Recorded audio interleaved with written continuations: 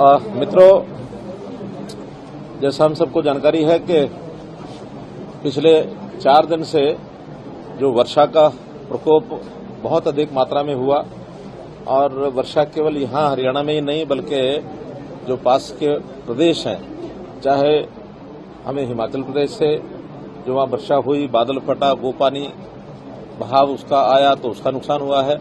उत्तराखंड का भी जो पानी है वो भी यमुना के माध्यम से काफी लेवल यमुना का ऊंचा हो गया था। पंजाब से भी चाहे वो भाखड़ा नरवाना का जो नहर है या फिर एसवाइएल उसके पानी का ओवरफ्लो है, तो ऐसे सब तरह के पानी की जो मार है वो हरियाणा के कुछ जिलों में पड़ी है और सबसे ज्यादा अगर उसका नुकसान होता दिख रहा है मुझे वो अंबाला जिले में है। अंबाला जिले में कई गांव बहुत ज्यादा प्रभावित हुए हैं और संयोग से यहाँ नदियां नाले भी काफी हैं। यहाँ मारकंडा का भी असर है, यहाँ टांगरी का भी असर है, यहाँ घग्गर का भी असर है और यहाँ एसवाइएल का असर भी है, यहाँ भाखड़ा जो नरवाना नहर है उसका भी असर है। तो ऐसे सबका असर होने के बाद पानी का ओवरफ्लो भी हुआ है। लगभग 40 गांव ऐसे हैं जहां पानी का प्रभाव ये गया है। कहीं 2 फुट होगा तो कहीं 8 फुट होगा, लेकिन घरों में भी पानी घुसा है। इवैक्यूएशन का काम भी हमने किया और जहां जहां जो सहायता पहुंचाने की बात है वो लगातार हमने की है। अब अच्छी बात यह है कि पानी का जो दबाव है वो पीछे से कम हुआ है, वर्षा रुक गई है, कल भी वर्षा नहीं हुई, आज भी वर्षा नहीं हुई, तो एक प्रकार की राहत महसूस हम थोड़ा कर रहे हैं, लेकिन फिर भी काम करना काफी विशेष है। आज मैं अभी एरियल सर्वे करके आया हूं, जिसमें पानीपत जिले के कुछ गांव, करनाल जिले के इंद्री के आसपास के गांव और लाडवा से लेकर के और पूरा पेहवा तक, झांसा वगैरह, शाहबाद, इस एरिया में गांव अगर सबसे ज्यादा प्रभावित हुए तो कुरुक्षेत्र जिले के हुए हैं। उसके बाद फिर अंबाला जिले में भी जो हमारी हाईवे के साथ, नेशनल हाईवे के साथ जो बेल्ट है, नग्गल और अंबाला शहर के गांव, जितना भी उस समय में संभव हो पाया वो सब जगह हो गया हो। लेकिन ये नहीं कि इसके बाद और जगह पर नुकसान नहीं है। नुकसान यमुना जिले में भी हुआ कुछ जगह, कैथल जिले में भी कुछ नुकसान है, पंचकुला का भी नुकसान है। आगे भी सावधानी बरतने के लिए हमने कई जिले जो ऐसे पानी जहां अब आगे बढ़ रहा है, पानी की जो गति है वो यहां थोड़ा कम होना शुरू हुआ तो अगले स्थानों पर थोड़ा पानी बढ़ रहा है। जैसे जींद जिले का नरवाना क्षेत्र है, फतेहाबाद जिला है, सिरसा जिला है या सोनीपत जिला है, फरीदाबाद पलवल जहां से यमुना नदी निकलेगी, तो ऐसे सब स्थानों पर हमारे एडमिनिस्ट्रेशन के लोग सब अलर्ट हैं और मुस्तैदी से काम कर रहे हैं।